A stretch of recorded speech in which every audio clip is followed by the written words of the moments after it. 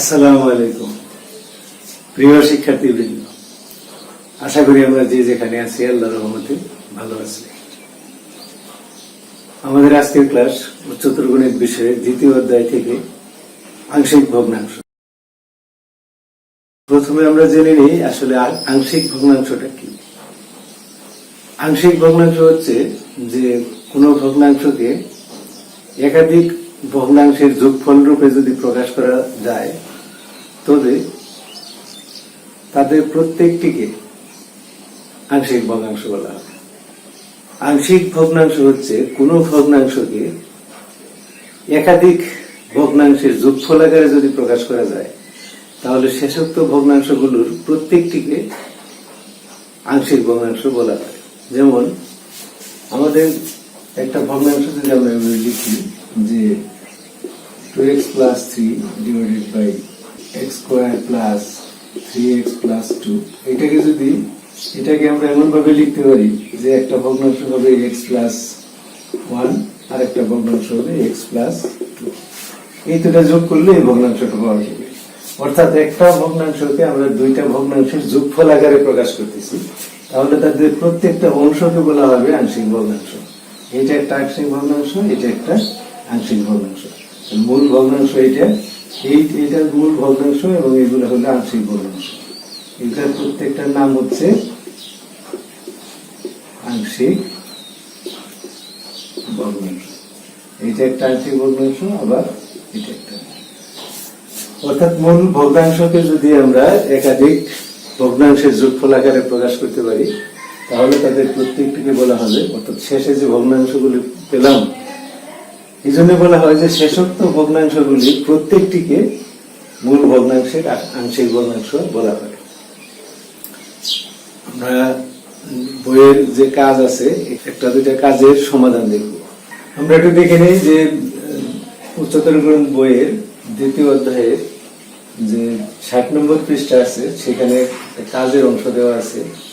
সেই কাজটাকে আমরা কিভাবে, কাজে দেওয়া আছে একটা ভগ্নাংশ, এটাকে কিভাবে আমরা আংশিক ভগ্নাংশে পরিণত করব সেই পদ্ধতি আমরা দেখব।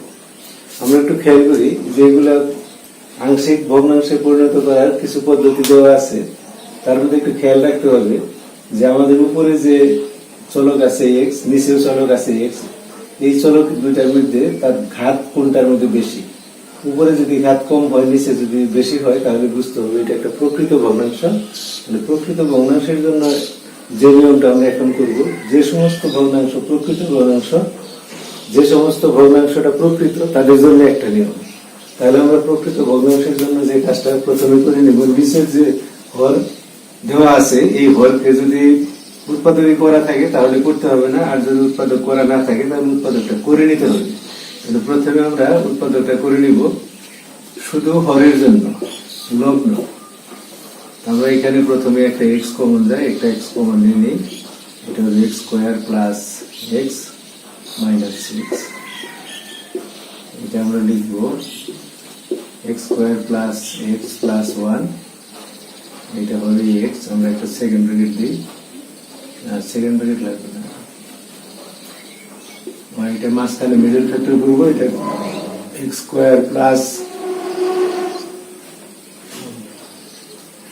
3x minus 2x minus 6। এই যে 3 দুগুণে 6 মাইনাস 6, আর 3x থেকে 2x গেলে থাকবে একটা x। আমরা এখন লিখবো x square plus x plus 1, আর নিচে যা আছে একটা সেকেন্ড ব্র্যাকেট দিয়ে কমন নিব আমরা। এটা হবে এক্স প্লাস 3 মাইনাস 2 কমন, এটা হবে x plus 3, second bracket close. আমাদের কাজ মোটামুটি শেষ।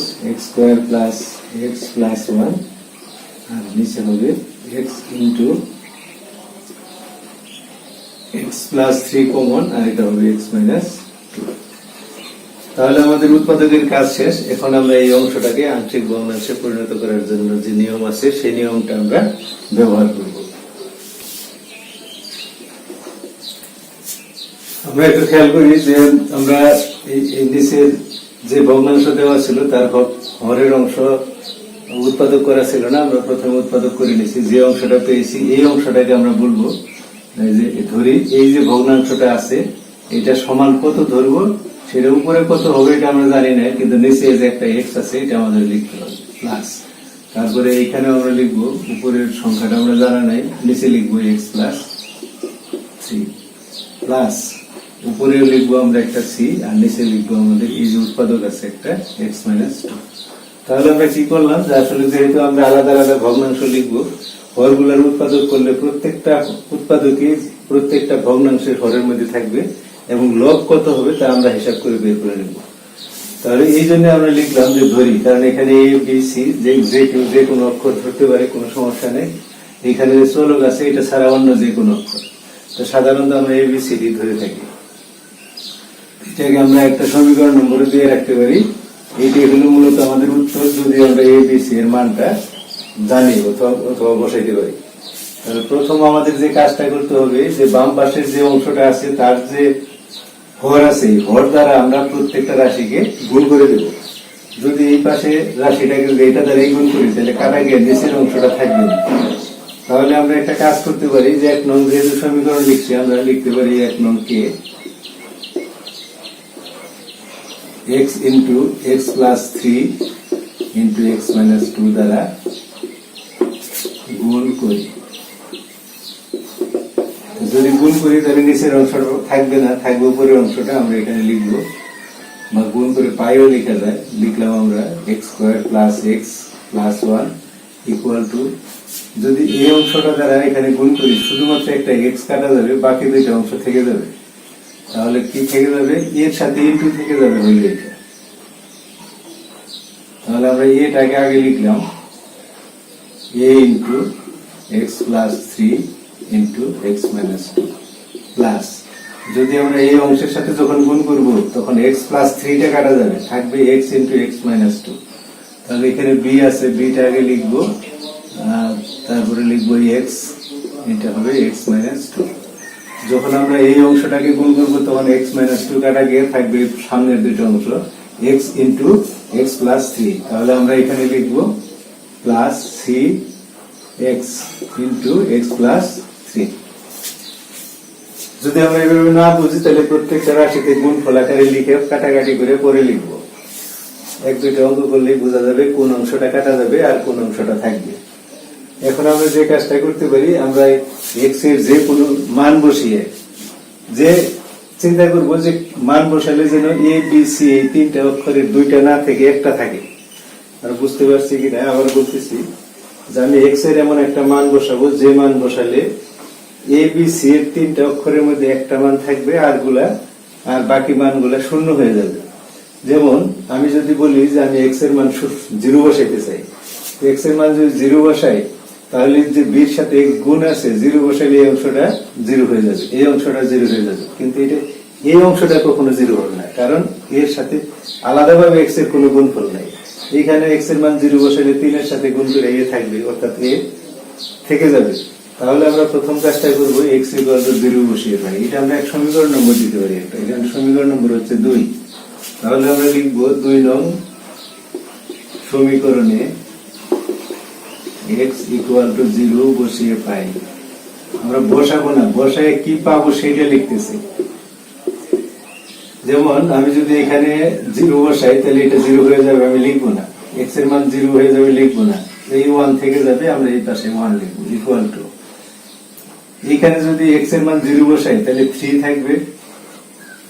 আমরা এইভাবে লিখতে পারি যে a ইনটু এটার ভিতরে থাকবে কি 3, আর এখানে x এর মান 0 বসাইলে থাকবে এখানে -2, আর বাকি অংশ এখানে 0 বসাইলে 0 হবে, এটাতে 0 বসাইলে 0 হবে, এটা আমরা লিখবো না।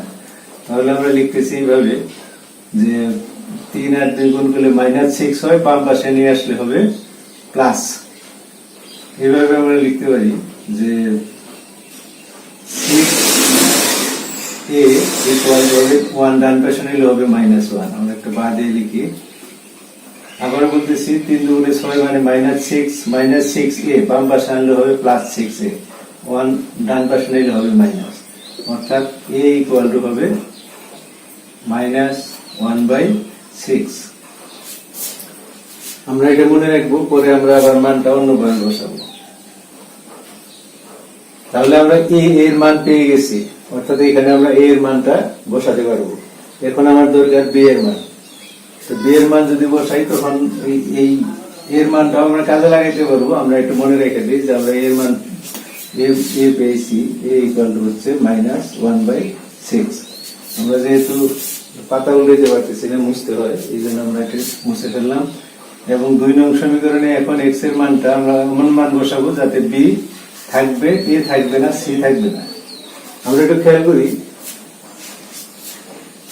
x এর মান যদি আমরা এই -3 বসাই, খেয়াল করি -3 বসাইলে +3 -3 যোগ হয়ে এটা 0 হয়ে যাবে, এর সাথে গুণ করলে সম্পূর্ণ রাশি 0 হয়ে যাবে।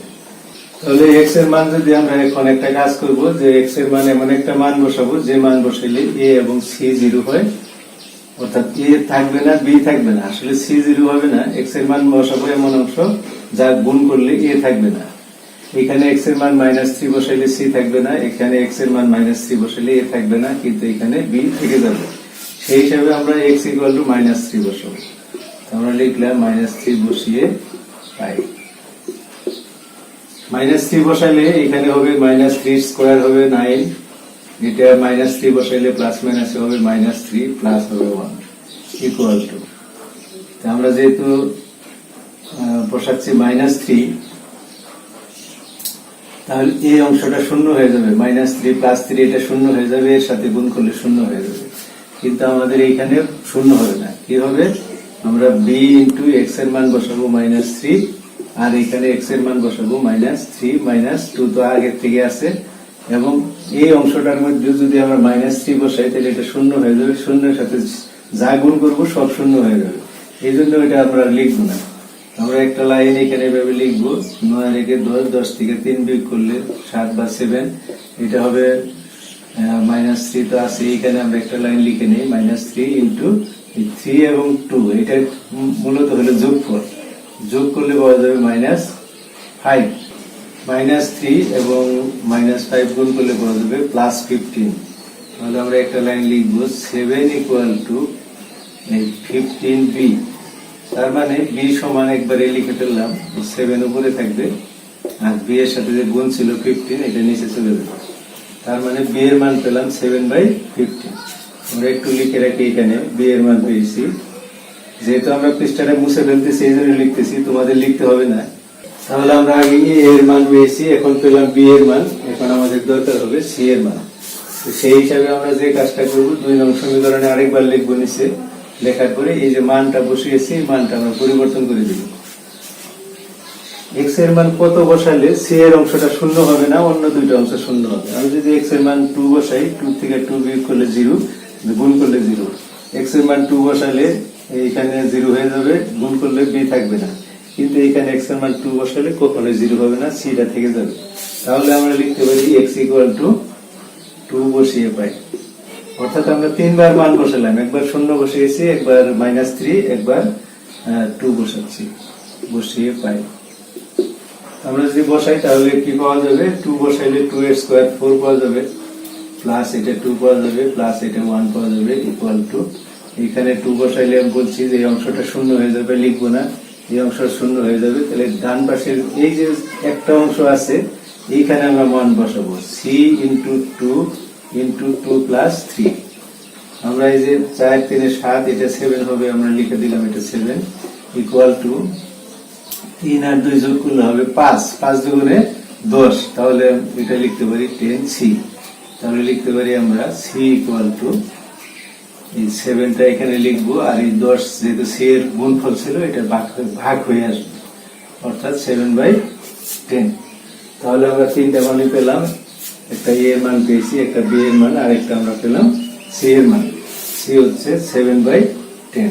আমরা যে তিনটা মান পেয়েছি খাতায় লিখলে তো আমাদের খাতা পাতা উঠে লিখতাম, এখন যেহেতু আমাদের একটাই পৃষ্ঠা মুছা মুছা লিখতেছি, তাহলে আমাদের যে কাজটা হবে, প্রথম যে 1 নং সমীকরণ দিয়ে রাখছিলাম সেই সমীকরণে a b c এর মান বসিয়ে দেব। তাহলে আমরা লিখবো 1 নং সমীকরণে a b ও c এর মান বসিয়ে পাই। তাহলে তাহলে আমরা 1 নং সমীকরণে যা ছিল এটি আমরা লিখতেছি x square plus x plus 1 আর নিচে আছে x into x plus 3 into x minus 2 equal to আমরা লিখব প্রথম a এর মান পেয়েছি -1/6 লিখব -1/6 আর নিচে ছিল আমাদের x প্লাস b এর মান ছিল আমাদের 7/15 তাহলে এটা লিখব 7/15 নিচে আছে x প্লাস 3 প্লাস c এর মান হলো 7/10 লিখব 7/10 আর নিচে লিখব আমরা এই যে x মাইনাস 2। এখন আমরা একটু খেয়াল করি যে এখানে উপরের অংশে যেহেতু একটা মাইনাস আছে আমরা মাইনাসটা মাঝখানে এরকম ভাবেই লিখব এবং নিচের অংশটা 6 এর সাথে গুণ হবে প্লাস এখানে আমাদের এই যে 15/7 7টা উপরে হবে আর 15 নিচে হবে ইনটু হবে এই নিচের অংশ অর্থাৎ x প্লাস 3 প্লাস অনুরূপভাবে উপরে হবে 7 নিচে হবে 10 ইনটু x মাইনাস আমরা পরে একটু লিখে দেব যা নির্ণয় আংশিক ভগ্নাংশ। আমাদের মূলত কাজের ক অংশের প্রশ্নের সমাধান এই পর্যন্তই। সকলকে ধন্যবাদ।